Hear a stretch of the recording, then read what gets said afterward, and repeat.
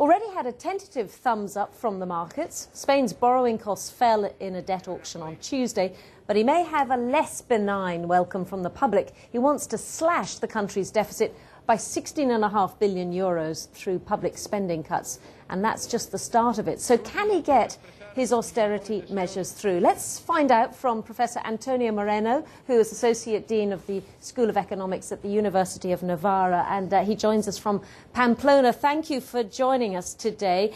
First of all, give us your thoughts on what you've heard so far from Mr. Rajoy in terms of these reforms.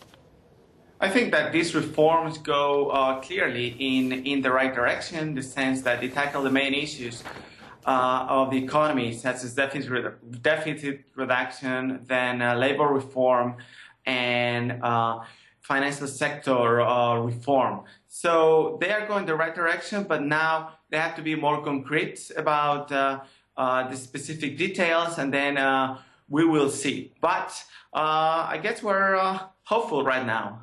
Now, the markets are certainly, seemingly at the moment anyway, giving their support to him. What is the feeling, though, within Spain? I think that we're a bit optimistic, at least for a week, given what we have had over the last month or so. It seems that the government is determined to put forward these measures, and I think that's going to be a very hard year down the road. But if these measures go through and they're implemented in the right way, and the European context favors the Spanish economy, I think we may be approaching sort of a better scenario for the Spanish economy. And clearly he must be feeling the pressure in terms of time, mustn't he? Because there isn't a lot of time, and the markets, of course, don't have much patience.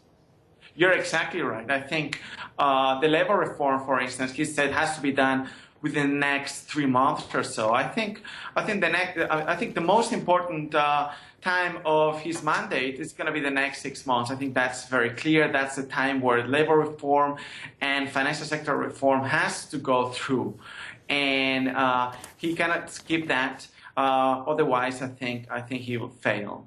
But I guess we're confident that he can pull this through, given that his party has absolute majority and has a strong mandate from the people. So let's just hope that this goes through. Yeah. Antonio Moreno, thank you very much indeed for that.